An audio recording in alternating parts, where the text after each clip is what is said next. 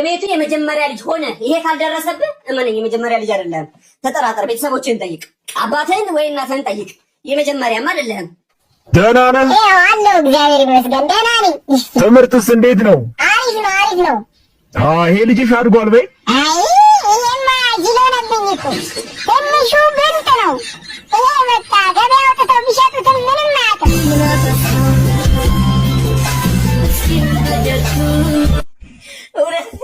እናቶች ግን የምር ግን ከአንጀታቸው ስላልሆነ ነው እንጂ ኖርማል ሰው ንግግር ቢናገረን ገለናል። የሰው ነፍስ አጥፍተናል። ኧረ ቅስም የሆነ ሰዓት እንደውም ንሽጥ ሲላቸው እንሰቱ ስር ጥለህ ተገኝተህ ነው እኛ ቤት ያሳደግን። ቀልድ እኮ እነሱ ጨዋታ ነው። ግን አንተ ጋር እዚህ የምታብሰለስለው ማብሰልሰል ኒውክሌር መብላላት በሉት። እንደ የጎረቤት ሰው መጥቶ እንኳን ወይ ጅይ ድንቡሽሽ የኔ ቆንጆ ናት ትልሳም ሲል እናቶች ረዲያ እንደው የእንጨት ቆንጆ ማይጭም አላቅ እንደው ሲዞር በልኝ እንዴት እንዳስጠላኝ ወለ ግፍፍ።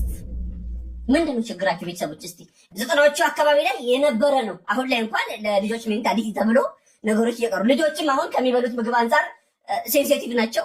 ራሳችንን እናጠፋለን በእንዲህ ይሻለናል ብለው ነው የሚነሳሱት። እኔ በጣም የሚገርመኝ ደግሞ የእናቶች ባህሪ እየሮጣችሁ ወድቃችሁ ወይ ልጅ እንደው ተረፍ ይላችሁና ልክ መትረፋችሁን ሲያረጋግጡ እያያሸድም ባተርፍ ይሻላል ጀርባ እንዳልከው ራሳችሁ ይሞቷቸውና ደግሞ የሆነ ነገር ስትሆኑ ለደን ገደልኩት እጄን በጀበላው።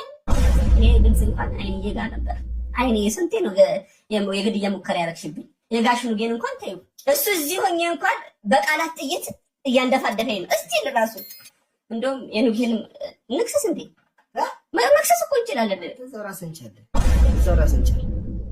ፋሲካ ደርሷል። አሁን ስንሄድ ሌላ ችግር ኑግዬ ቢግ ላቭ ኤንድ ቢግ ሪስፔክት የኔ አባት ታብ ዘ ስክሪን ጋይስ ላይቭ ላይ ሆኖ ነው አይኔ ነገሪው